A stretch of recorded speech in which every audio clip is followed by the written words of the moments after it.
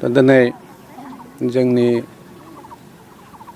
बे सिमेन्ट सापरि हालामनि जेसेबांखि बर'नि अर्गेनाइजेसनफोर दङ फारियै एबसु बड' साहित्य सभा आबोब एक्सपिएलटिएन डिएफबि सारेन्डार गासैबो ज' लोगो नांनायजों लोगोसे धोरोमारि आफादफोराबो बेवहाय मोनसे आफादखौ दानानै होदों। बे आफादा थांनाय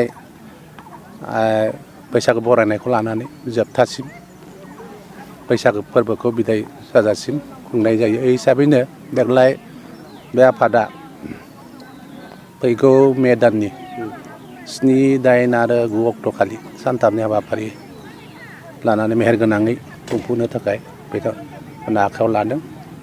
दा दिनै बिनिनो दा पेन्डेलनि गाय खुन्थिया दा बेखौ फुंबिलि समाव गायसननो थाखाय लिंहरनाय लेखा आं बेवहाय नुजाफैनानै खोब गोजोननाय मोन्दों गायसननानै।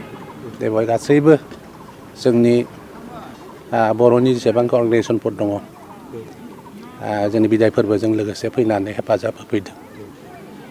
दा बिनि थाखायनो आं गाहामखौ बावदों। जों मिथिगौ बर' हारिनि जा हारिमु खोब गोजौ थाखोनि हारिमु आरो गुबुन हारिफोरजों लोगो लेवा खालामनो हाया बे जोंनि बर'नि हारिमुखौ। दा ओंखायनो जोंनि बर'फ्रा बेखौ दा मोनसे सिस्टेमेटिक गामि गामि मोसानायनि अनगायैबो मोनसे प्लेटफर्माव लाना फैदों आरो बे प्लेटफर्माव लाना फैनानै मोनसे गोजौ मासियाव स्टेन्डार्ड मोनसे जोंनि हारिमुखौ बुहुमाव दिन्थिनो थाखाय गोबां जोंनि बर' आफादफोरा लादों। दा जोबोद बाख्नायथाव। दा ओंखायनो जोङो साननांगोन दा बेखौ जाफुंसार होनो गोनांबा जोङो गासै जोंनि बर' माहारिनि संगठनफोरा हेफाजाब होनांगोन आरो गामि गामि जेसेबांखि बैसागो मोसानायफोर दङ आयदाफोर दङ बेफोरखौ बे प्लेटफर्माव फैनानै बाहागो लाफैनांगौ लानानै जोंनि खौसेथिखौ देखायफैनांगौ आं बेखौ सानो। आरो आं मोनसे सानबाय थायो जे दिनै 34थि जाबाय खेब।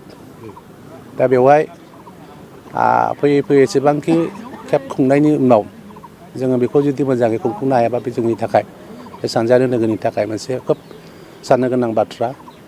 जिहेथुके गोबां आफादफोरा बेवहाय मदद दङ हेफाजाब दङ ओंखायनो बेखौ जाफुंसार होनांगौ। दा बाथ्राया जाहैबाय जोंनि माखासे लिडार्सफोरा बा सान्थौगिरिफोरा धोरोमारि सान्थौगिरिफोरा माखासे मिसकनसेपसन होयो।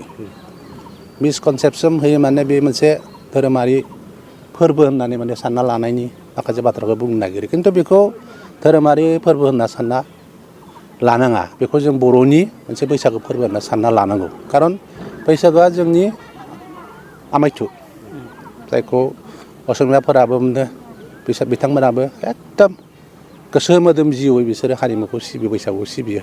दा बर'आसो आसलथे बैसागु सोदोबखौ नायोबा जोंनि बर'निफ्रायसो ओंखारनाय होननानै माखासे सान्थौगिरिफ्रा बुंनो नागिरो।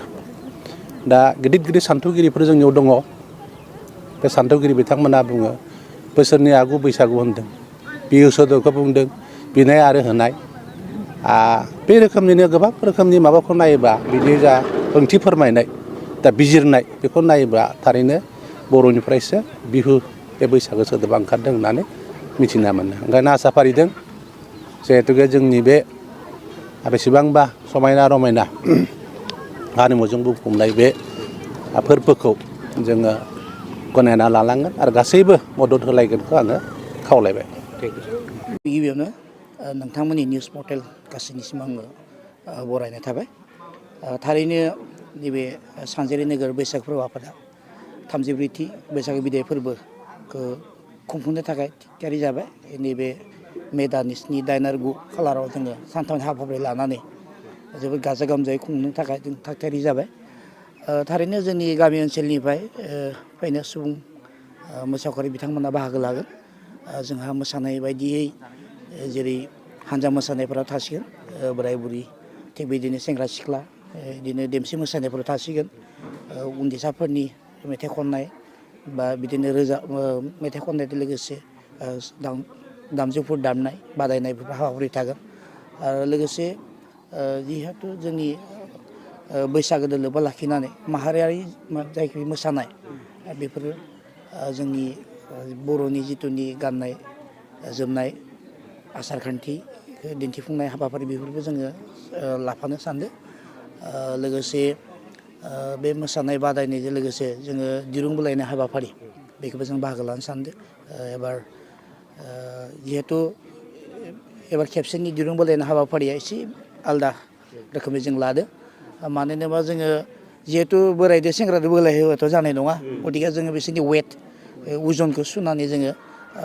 70नि सायाव बा 75नि सायाव मोनसे हान्जा बानायबाय ओमफ्राय बिनि गाहायाव बेबायदि बे रोखोमनि हान्जा बानायदो आरो हौवाफोरनि थाखायबो दिरुं बोनाय थिग बेबायदिनो हिन्जावफोरनोबो दिरुं बोनाय हाबाफारिखौ जोङो लादों आरोखि थारैनो मोजां जागोन जों जिहेथु जोङो बे सानजारिनि बैसागो फोरबो आबादा मोनसे जारिमिनारि मोनसे बैसागो बिदाय फोरबो खुंफुंगासिनो दङ गोदो गोदायनिफ्राय जों खुंफुंनि 34थि जोङो आगान होबाय निस्सय मोजां जागोन जिहेथु जोङो बर' माहारि हिसाबै जोंनि जिहेथु सिन्था सारसाफ्रा गेरेमसा हारि दानायनि खोथा गतिके जों बुहुमाव जों बर' माहारिखौ जेरै जों मोसानायदो हक गाननाय जोमनायदो हक राव थुनलाइनो हक थिग बेबायदिनो जों बादायलायनाय किसुमान बिथिङाव लाबोनानै बा बेखौ जोङो मुलुग दरबार प्रतिष्ठा खालामनाय बे मोनसे थांखिखौ जों लाना फैदो बेनिखायनो देग्लाय बोसोर जिहेथु जोंनि 34थि बैसागो बिदाय फोरबोआ थारैनो गाजा गोमजायै जागोन होननानै सानो आरो आङो आसा फारियो जोंनि गामि ओनसोलनिफ्राय लैहोर लैहोर फैनानै जाहाथे बे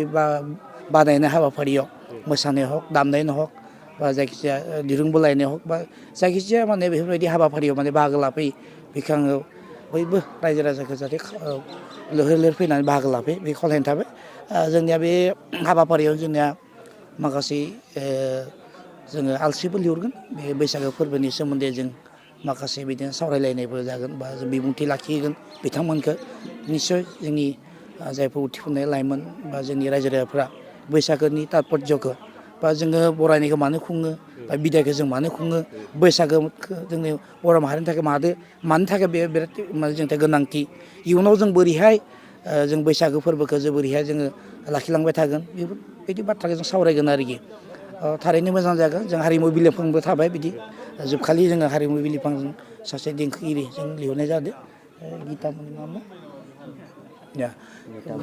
गितामनि बर' बिथांखौ जोङो नितामनि बर' बिथांजोखौ जों लिहरनाय जादों आरोखि थ' गतिके मोजां जागोन सानो नोंथांमोनाबो बाहागो लाफैदो जोंबो आरो बिदिनो नाजानोसै बयहाबो जिहेथु बिबान थाबाय बेखिनि बुंनानै गुरै खालामनाय